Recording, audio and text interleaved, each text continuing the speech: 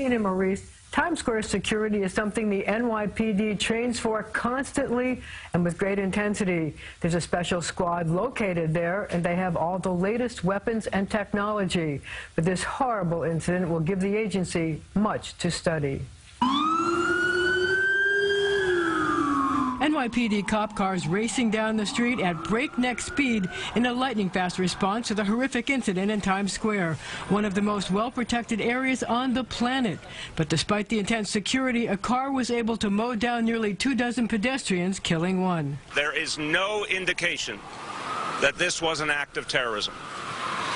That being said, we are reinforcing key locations around the city with our anti-terror units of the NYPD. Security expert Manny Gomez says the incident is a rude awakening for the NYPD with all its high-tech and highfalutin security measures. It's a lesson-learned situation, asking how could it have happened. Although you have the Ring of Steel with hundreds of cameras in Times Square and elsewhere, even though you have the concrete barriers, somebody could still drive a car through Times Square and hit multiple people at any time. Clearly, the metal ballers, the barricades, 200 installed in the last year in Times Square, help stop the car and prevent more injuries, but the crosswalks are still vulnerable.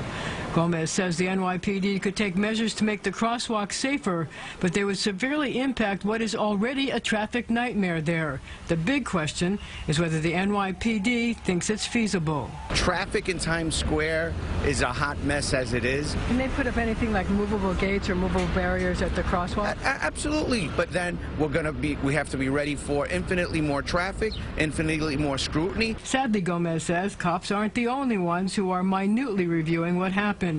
So will the terrorists. He says they'll use it as a learning tool for how to wreak havoc in Times Square, the so-called center of the world. Now, terrorists are looking at this and saying, imagine what we could do with an 18-wheeler tractor-trailer with full intent or even with explosives inside the truck.